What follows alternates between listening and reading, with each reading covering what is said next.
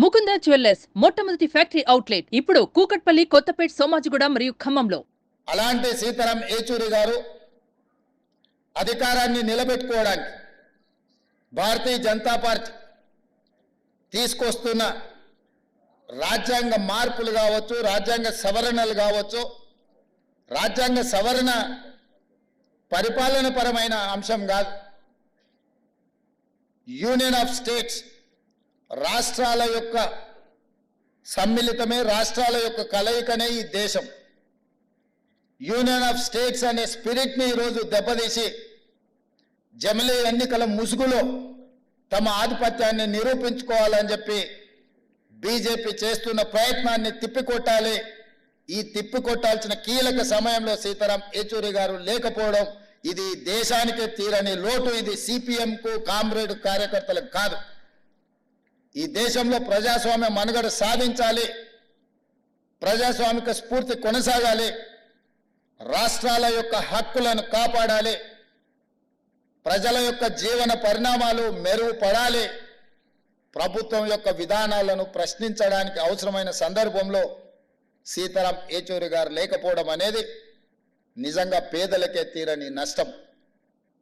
అందుకే మన ప్రాంతం నుంచి జాతీయ రాజకీయాలలో నేను ఈ మధ్యకాలంలో చాలా సందర్భాలలో ప్రస్తావించిన, జాతీయ రాజకీయాలలో తెలుగు వాళ్ళ ప్రాధాన్యత, నమ్మిన సిద్ధాంతం కోసం కట్టుబడి ఉన్న వాళ్ళ సంఖ్య క్రమేణా తగ్గుతూ పోతుంది.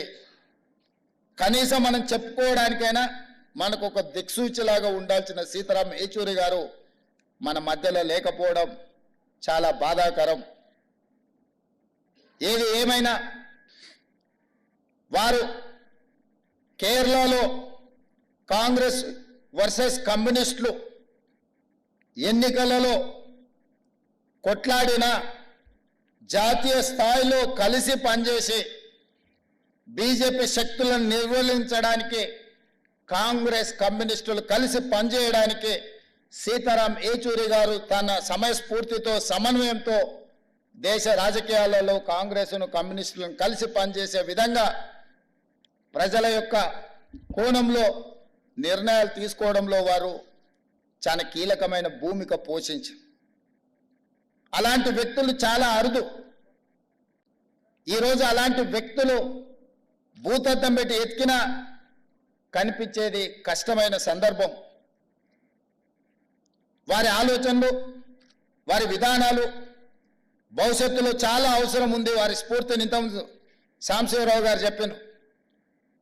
వారు మరణించినప్పుడు దేశంలోనే ఉండే అన్ని మీడియా సంస్థలు ఈ దేశంలో ఒక ప్రధానమంత్రి, ఒక గొప్ప స్వాతంత్ర సమరయోధుడు చనిపోతే ఏ విధమైన విశ్లేషణలు, ఏ విధమైన చర్చా కార్యక్రమాలను తీసుకుంటారో సీతారాం ఏచూరి గారు చనిపోయినప్పుడు కూడా అలాంటి విశ్లేషణ, అలాంటి కార్యక్రమాలను తీసుకున్నారు అని అంటే వారి యొక్క కమిట్మెంట్ విద్యార్థి దశ నుంచి స్టూడెంట్ ఫెడరేషన్ ఆఫ్ ఇండియా కార్యకర్త నుంచి జేఎన్యూలో, ఆ తర్వాత రాజ్యసభ సభ్యుడిగా కావచ్చు, సిపిఎం ప్రధాన కార్యదర్శిగా కావచ్చు, లేకపోతే యునైటెడ్ ఫ్రంట్ కావచ్చు, యూపీఏ కావచ్చు, యూపీఏ 1, యూపీఏ 2లో కావచ్చు, వారు చాలా క్రియాశీలక పాత్ర పోషించి అలాంటి వారు లేకపోవడం, అలాంటి వారిని కోల్పోవడం ఇది సమాజానికే తీరని నష్టం. ఏది ఏమైనా వారు సూచించిన, వారు పాటించిన సిద్ధాంతాలను ఈరోజు వారిని స్ఫూర్తిగా తీసుకొని కేంద్ర ప్రభుత్వం ఏదైతే జమిలీ ఎన్నికల్ని తీసుకురావాలనే ప్రయత్నం చేస్తుందో, కేంద్ర ప్రభుత్వంలో రవనీత్ సింగ్ బిట్టు కేంద్ర మంత్రి, ఒక కేంద్ర మంత్రి ప్రధాన ప్రతిపక్ష నాయకుడు రాహుల్ గాంధీ గారి మీద వాడిన పదజాలం, నరేంద్ర మోడీ గారు ఖండించకపోవడము, ఆ మంత్రి గారి మీద చర్యలు తీసుకోకపోవడం అనేది బీజేపీ యొక్క ఫ్యాసిస్ట్ విధానాలు ఈరోజు కళ్ళకు కనిపించినట్టుగా మనకు ఉన్నాయి. ప్రధాన ప్రతిపక్ష నాయకుడి మీద వ్యాఖ్యానించే ముందు కేంద్ర మంత్రివర్గంలో ఎవరో సామాన్య కార్యకర్త లేకపోతే వీధి రౌడీనో అలాంటి మాటలు మాట్లాడిందంటే వేరు. నరేంద్ర మోడీ గారి మంత్రివర్గంలో ఉన్న మంత్రి ఇట్లాంటి భాష, ఇట్లాంటి ఆలోచన విధానంతో మాట్లాడడము ఇది ప్రజాస్వామ్య స్ఫూర్తికి మంచిది కాదు. ఇట్లాంటి తప్పుడు విధానాలు, ఇలాంటి భాష ప్రయోగాలు చేసినప్పుడు ఒక జడ్జి లాగా వ్యవహరించే సీతారాం ఏచూరి గారు లాంటి లేకపోవడం మనందరికీ ప్రజాస్వామ్యానికి కూడా నష్టం అని చెప్పి నేను ఈ సందర్భంగా తెలియజేయదలుచుకున్నా. ఏది ఏమైనా జమిలీ ఎన్నికల్ని